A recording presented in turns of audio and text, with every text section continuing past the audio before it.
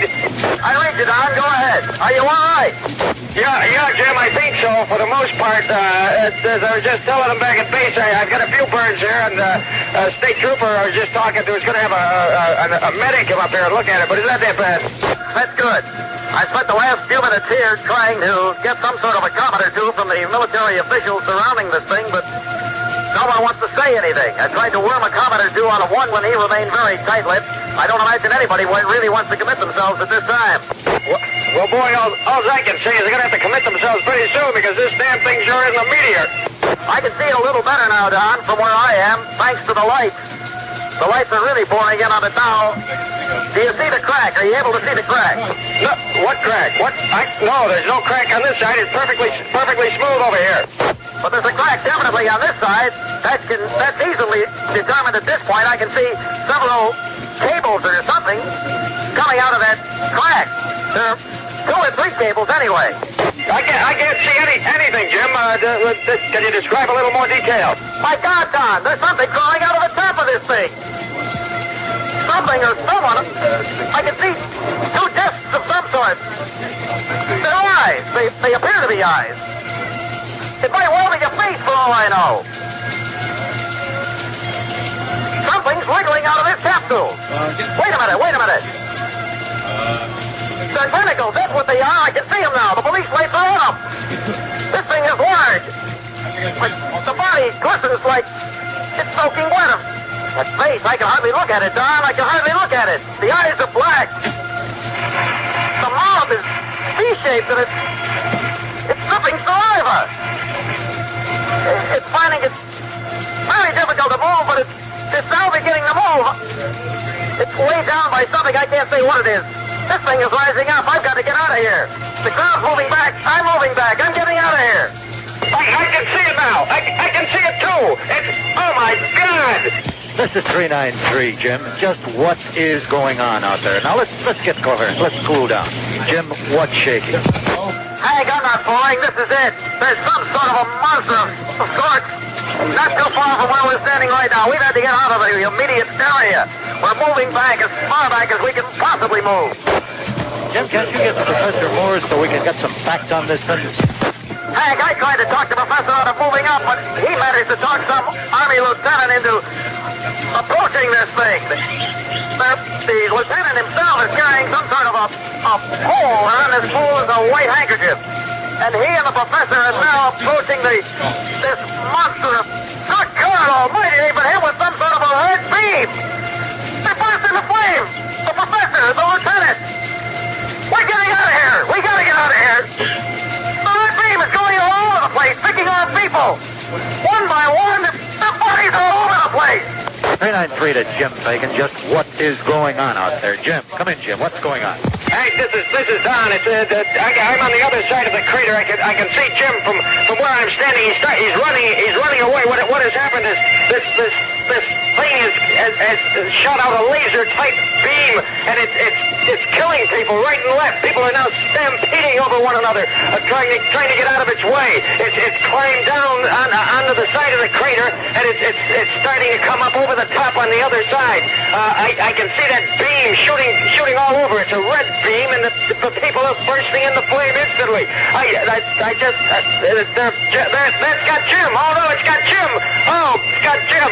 I'm going to run over and see if I can help him out and to see what happened.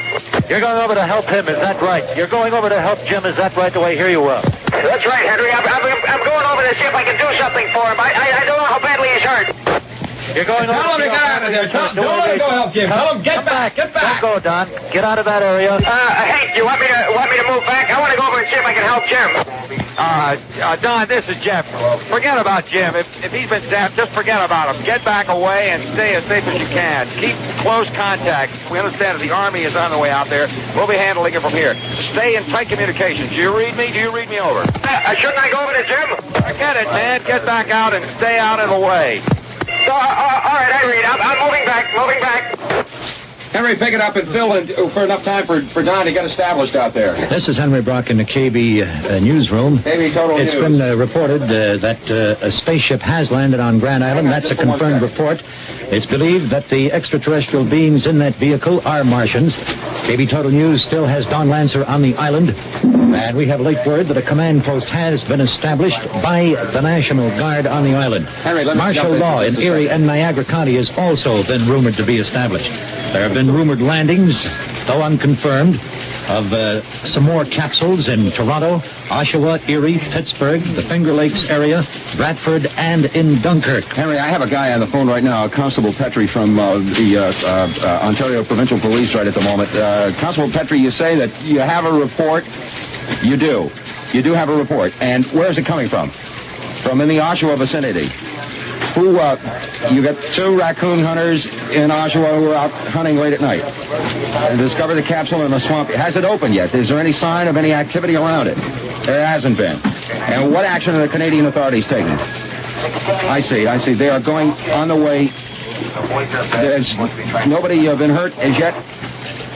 No injuries in that particular area. How about the Toronto landings? You have no confirmed reports on that yet. I see. Okay, thanks very much, Constable Petrie. A report from a constable in the Ontario Provincial Police that a couple of hunters spotted a capsule in the swampy area out there while they were out hunting. And military authorities are on their way to clear that up. Here's a couple of other things. You mentioned the martial law, right? That's a confirmed report from the governor.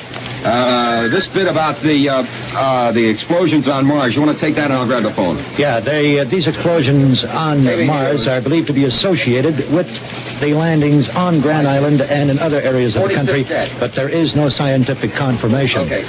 We've just gotten word that Don Lancer has made his way to a sheriff's command post on Grand Island and should be ready to report in just a few moments. Jeff Kay says that we have a confirmed report that there have been 46 persons wiped out on Grand Island as of this time. Niagara Air Force Base, we understand, has been put on alert. They're already scrambling aircraft, both to check out the landing in Grand Island and to provide some air support for them, in addition to trying to get some people down to these other areas where the landings have been spotted, where they're all within our flight range, so that we may have some confirmed reports from Niagara in just a very short time.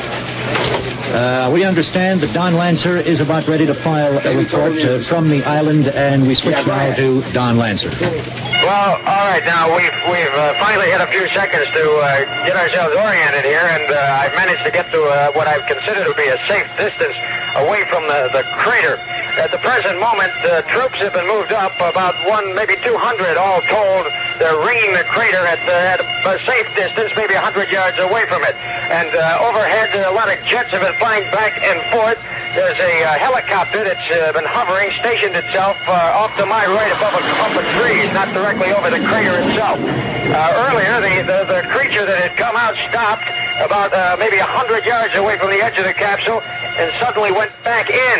The capsule is still open. At least it was open when I was up there maybe 5 minutes ago, and I don't think it's closed yet. Wait a minute. There's one jet that seems to be making a pass. It's coming in low now. It's fired a rocket.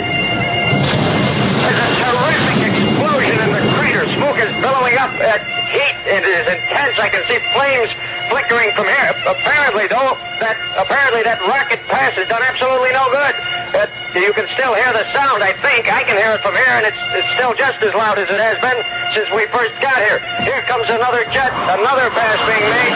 2 more rockets have been fired into the crater. Another terrific explosion with smoke billowing sky high. It doesn't seem to have done anything at all to this thing in the crater.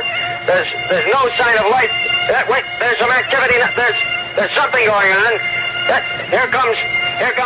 It looks like a bowl, a silver bowl, turned upside down, with long, thin legs on it. It's rising into the air. It's huge. It's about 50 feet in the air. What is this thing, Don? Can you describe it a little more detail on it? What is it? Henry, the only thing that I can tell you is it looks like a flying saucer with long, stilty legs, and it's moving at a fantastic rate. Here comes a jet. The jet is making a pass on on this thing, on this saucer. It's cleared its rocket. The rockets bounced off. They bounced off. They've exploded right in midair. It's shooting at the jets. It's got one jet. It's passing back. The beam is continuing. It's passing back. It just cut another one. It cut another one right in half. It blew up right in midair. And it's coming in this direction. It's moving at a fantastic rate.